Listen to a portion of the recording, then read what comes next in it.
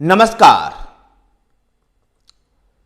Bahujan Samaj party India block में जो विपक्षी दलों का एक गठबंधन है INDIA, इसमें शामिल होगी या नहीं, इसको लेकर के बहन मायावती, बहुजन समाज पार्टी के सुप्रीमो बहन मायावती गहन विचार विमर्श कर रही है और अपने नफा और नुकसान को तौलने में लगी हुई है। गौरतलब है कि उत्तर प्रदेश में पिछला जो लोकसभा का चुनाव हुआ था 2019 में, उसमें बहुजन समाज पार्टी, समाजवादी पार्टी और राष्ट्रीय लोकदल के साथ गठबंधन में चुनाव लड़ी थी और पार्टी को 10 सीटें मिली थी। लेकिन चुनाव के ठीक बाद ही बहुजन समाज पार्टी ने समाजवादी पार्टी से गठबंधन तोड़ लिया था। जब इंडिया ब्लॉक का गठन हुआ तो बहुजन समाज पार्टी इस फ्रेम में नहीं था। समाजवादी पार्टी कांग्रेस के साथ इंडिया ब्लॉक के सहभागी थी। राष्ट्रीय लोकदल भी हां ना के बीच में इंडिया ब्लॉक का हिस्सा बना। लेकिन बहुजन समाज पार्टी इसका हिस्सा होगी या नहीं, कई बार मायावती भी इस प्रकार से बयान दी कि वो अकेले ही चुनाव मैदान में उतरना चाहती है। लेकिन दिल्ली की बैठक, जिस प्रकार से इंडिया ब्लॉक की चौथी बैठक दिल्ली में आयोजित हुई और दिल्ली में कांग्रेस के नेताओं ने इस बात की मांग रखी कि उत्तर प्रदेश में मुस्लिम वोटों के बिखराव को रोकने के लिए और 22% दलित वोटों को ध्यान में रखते हुए बहुजन समाज पार्टी को नकारा नहीं जा सकता है।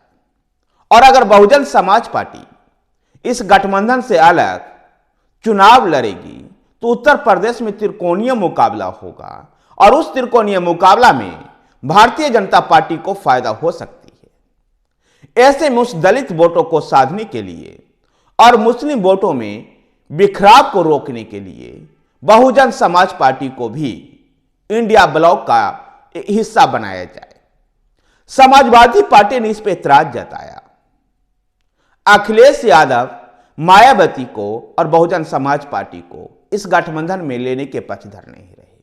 बहुजन समाज पार्टी और समाजवादी पार्टी के बीच में राजनीतिक बयानबाजियां भी हुई, लेकिन अंततोगत्वा बहुजन समाज पार्टी भी इस स्थिति का आकलन कर रही है कि क्या उत्तर प्रदेश में भारतीय जनता पार्टी को हराने के लिए बहुजन समाज पार्टी को इस इंडिया ब्लॉक का हिस्सा होना चाहिए या नहीं, और अपने राजनीतिक नफा और नुकसान का आकलन कर रही है।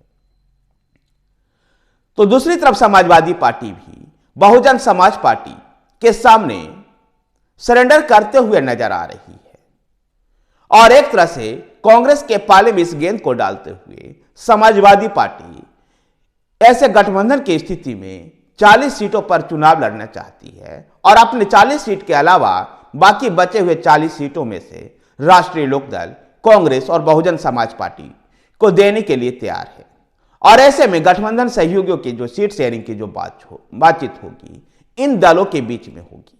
कह सकते हैं कि देर या सवेर बहुजन समाज पार्टी भी इस गठबंधन का हिस्सा बनेगी।